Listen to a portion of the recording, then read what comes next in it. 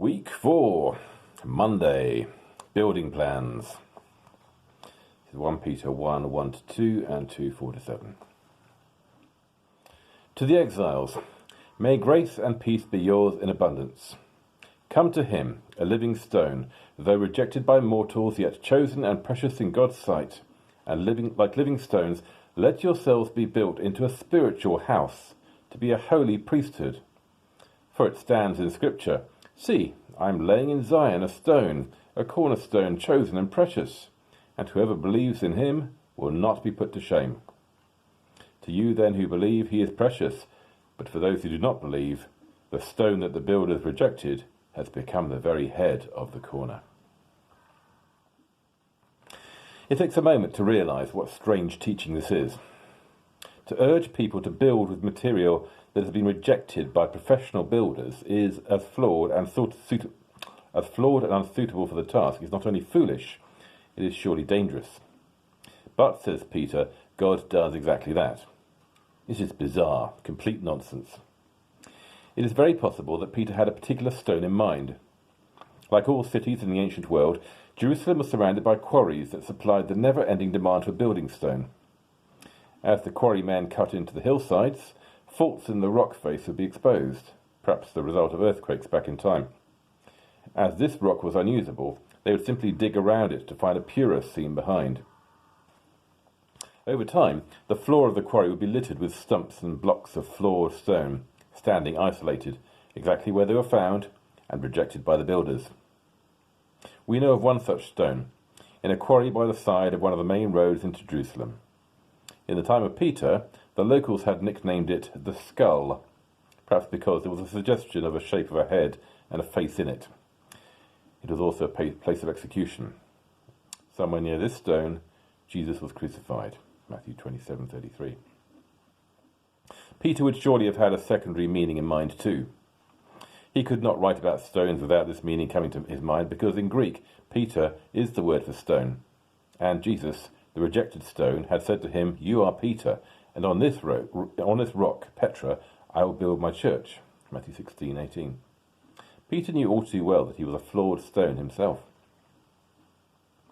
There is evidence that in the earliest years of the church in Jerusalem, Christians worshipped beside that stone each Easter day. Imagine what a powerful and inspirational memory this would have been for them. Peter is drawing on this memory as he writes his letter to those he calls the exiles, small, widely scattered communities of believers about whom we know almost nothing. That huge region, which today includes Turkey and areas beyond, was populated mostly by subsistence tenant farmers with no legal rights or voice. They were disenfranchised resident aliens. Such people knew what it was to be found flawed, treated as of no worth, and left behind. To such people comes this unexpected invitation. It is to them he is writing. Come to Jesus, he says. You too are like stones in the quarry left behind, like so much debris, odd shapes and flawed pieces that no one has found any use for.